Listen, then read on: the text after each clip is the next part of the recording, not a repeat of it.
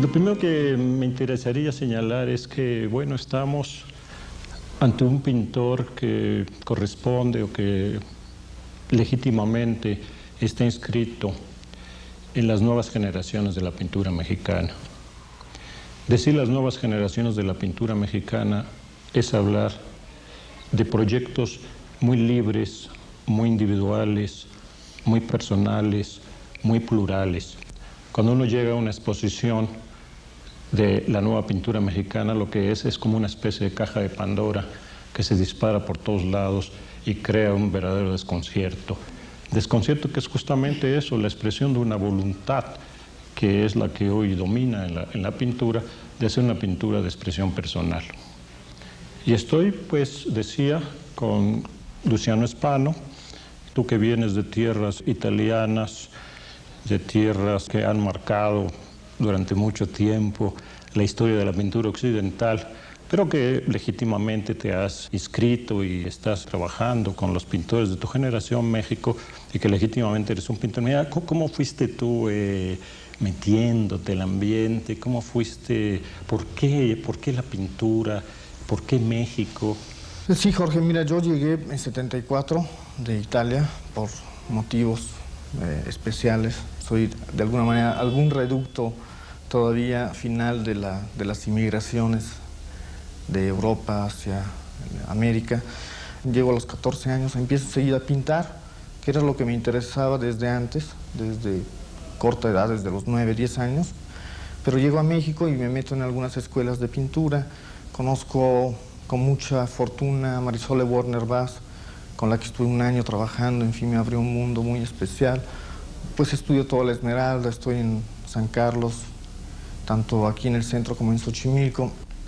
Y es hasta el año 86 aproximadamente, ya había terminado la escuela, donde comienzo a participar en los concursos. Tengo algunos premios en Arte Joven, en el Salón de Pintura. Después el Consejo Nacional en el 90 me da una beca a creadores intelectuales, cosa que me cae muy bien. Logro trabajar, por ejemplo, todo un año con desnudo, con modelos que son bastante caros. En fin, expongo en el Carrillo Gil también, que es una sala, creo, de las más importantes para los jóvenes. Ahora tengo el proyecto de hacer una gran exposición para el año que entra, en noviembre, en el Museo del Chopo. Quiero trabajar una obra monumental, cosa que creo que me va a costar bastante trabajo. Creo que va a ser un trabajo arduo de aquí a entonces.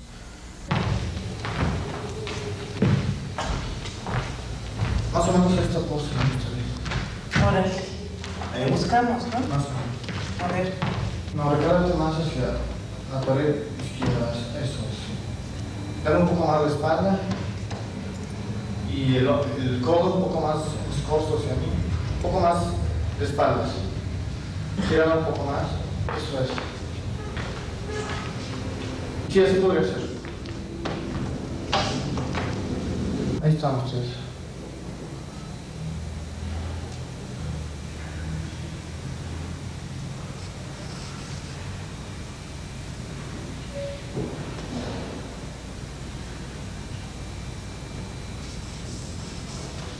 Ahora bien, me parece que ser pintor hoy es una cosa difícil. El siglo XX ha sido un siglo curioso y paradójicamente, por un lado, de gran explosión de la pintura y por otro lado, gran cuestionamiento de la pintura.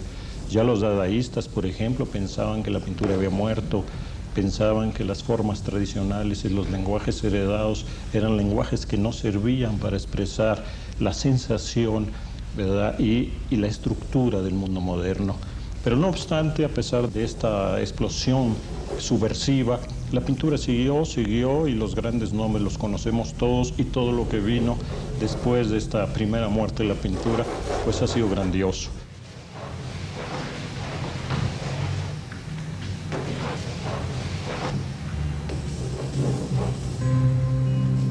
Me parece que ahora, a fin de siglo, se vuelve más acuciante el cuestionamiento de la pintura, este grito de la pintura muerto, como que la pintura que se hace en el mundo en general es una pintura que vive mucho del revival, de lo retro, de moverse en una tradición superada, de hacer una promiscuidad con formas ya conocidas. Es decir, como que no hay muchas proposiciones, como que hay un callejón sin salida y cuesta trabajo, y los pintores se refugian mucho entonces en la tradición, en el pasado. ¿Tú cómo ves esto? Mira, James, yo cuando pinto no pienso demasiado. Yo estuve en Italia en 90 y me dediqué a ver museos, exposiciones, sobre todo los clásicos, bueno, a la escuela florentina, a la veneciana.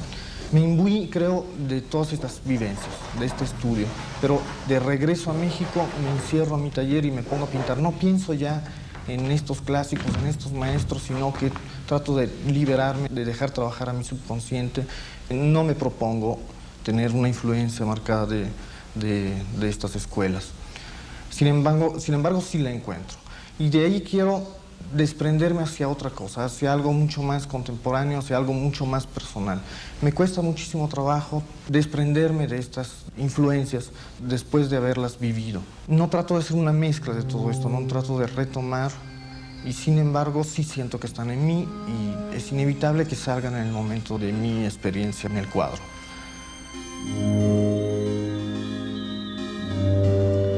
Un dipinto mi interessa finché riesco ad accendere in esso una specie di fiamma, la fiamma della vita o della presenza, dell'esistenza o della realtà, a seconda del significato che si dà a queste parole, ma a volte i miei quadri mancano di questa qualità. Posso averci messo delle figure, esse sono riconoscibili ma non hanno movimento, non hanno vita. In ogni caso continuo a lavorare, aggiungo e tolgo, cambio, correggo, finché non intravedo nel dipinto una certa liberazione. E da quel momento mi sembra che abbia acquistato proprio quella vita, voglio dire quella realtà. Si può rendere conto di questo? Non lo so. Non so mai come sono riuscito a realizzare ciò. Non posso ripetere lo stesso effetto. È qualche cosa di misterioso. E proprio a causa di questo mistero sono portato a rinnovare questa esperienza ogni volta che dipingo.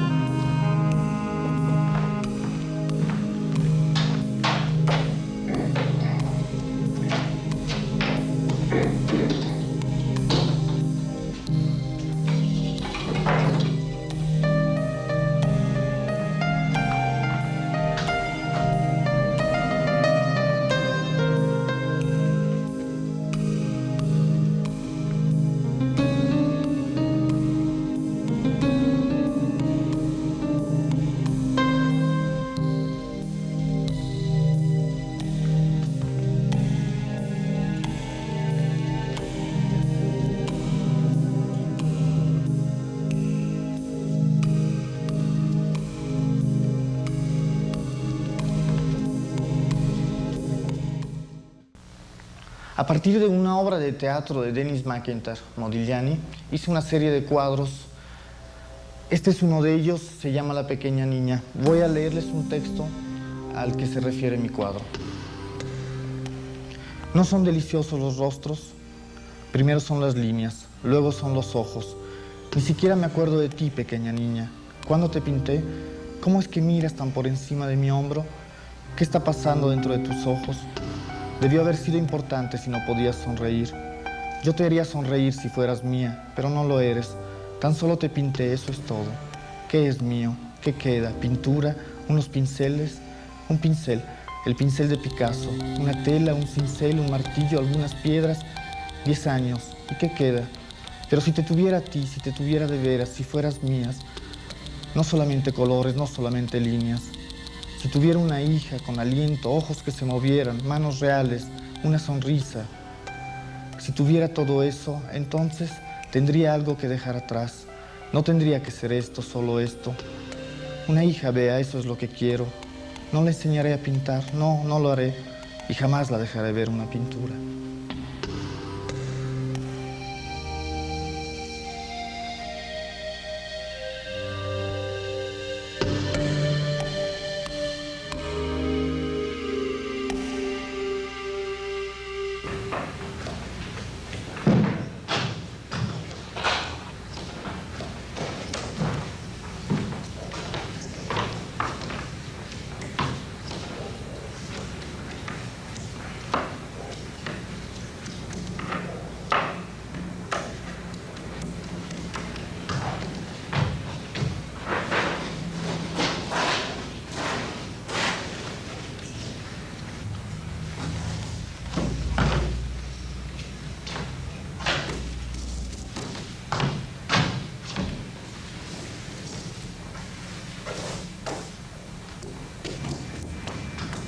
Cuando se intenta echar una mirada a la lejanía de lo que ha sido esta fascinante historia, que es la historia de la pintura occidental, y se intenta recoger sugerencias que tienen todavía vigencia o que pueden ser reestructuradas hacia un futuro, o en un presente y hacia un futuro, yo veo muchas dificultades en lo que es propiamente la asunción del aspecto técnico de la cocina, esa cocina perdida, y en el caso de México sobre todo, donde efectivamente no hay grandes maestros de la técnica, de la cocina pictórica, ¿no? Quizá los restauradores son los que guardan esos secretos, y a veces los guardan muy celosamente y muy para sí.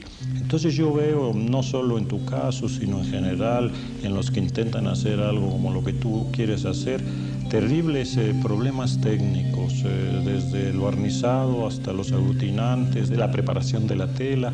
O sea, veo que este intento y esta voluntad de recuperación choca un poco a veces, ¿verdad?, con una falta quizá todavía de trabajo en el aspecto propiamente técnico, ¿no? ¿Cómo ves tú esto? Bueno, es interesantísimo lo que tocas, porque yo pienso precisamente que la técnica es lo que hace realmente a la obra maestra. No la técnica solo de las cuestiones materiales, sino la técnica realmente empleada. Las obras maestras son realmente las que tienen una técnica fantástica, una técnica precisa, donde hay un dominio realmente, no de los materiales, sino de esa manera de hacer el cuadro. No hablo solo yo, como te digo, de aglutinantes, de preparaciones, de todo esto, sino realmente la técnica, la que usa el pintor cuando se para frente a su espacio blanco y comienza a embarrar o a pintar o lo que sea. Yo creo que realmente pintores maravillosos como, por ejemplo, Tapies, él pinta con tierras, con pigmentos, con carboncillos, embarra, quita, pone.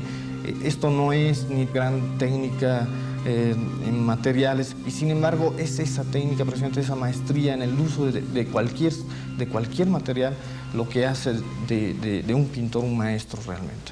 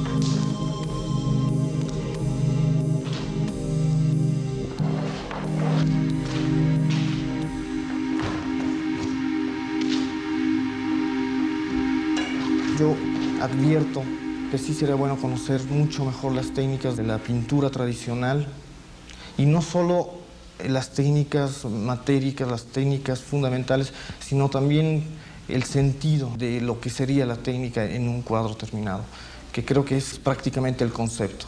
Por eso pienso que cuando una gente pone cierto rasgo con un carboncillo en una hoja en blanco, ahí está ya la técnica, de cómo logra plasmar su vivencia, lo que siente, lo que quiere decir de una manera libre, espontánea y hacer que el público logre sentir esa emoción que logra realmente mover al espectador.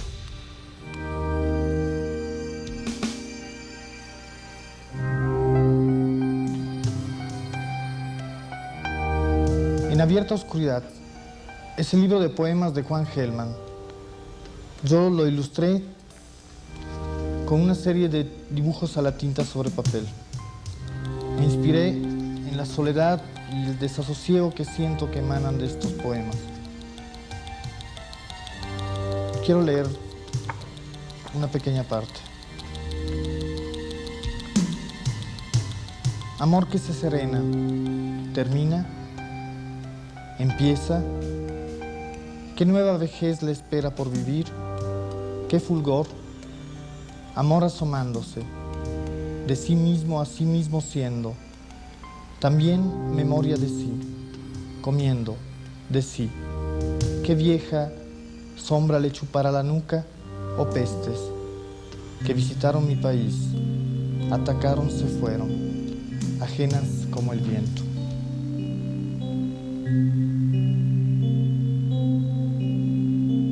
Yo siento que tu pintura es una pintura muy física, una pintura muy del cuerpo, una pintura donde tú tratas de dejar las huellas del acto pictórico en todo lo que pones. Más que desnudos, yo lo que vi ahí es una recuperación de esa energía que trae el trabajo de luz en que se mueven los tenebristas, es decir, una física.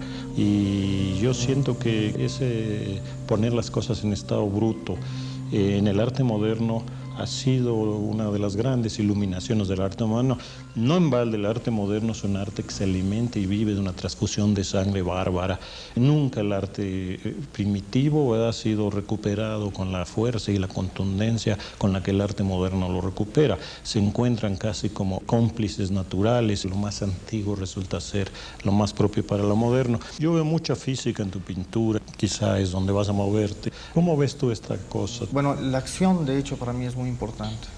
Por eso creo que ser pintor también es básicamente una forma de vivir también, de andar por las calles, de observar, de ver. No es tanto solo el oficio el que te hace realmente artista o pintor, sino es como la vivencia de todos los días, de lo cotidiano.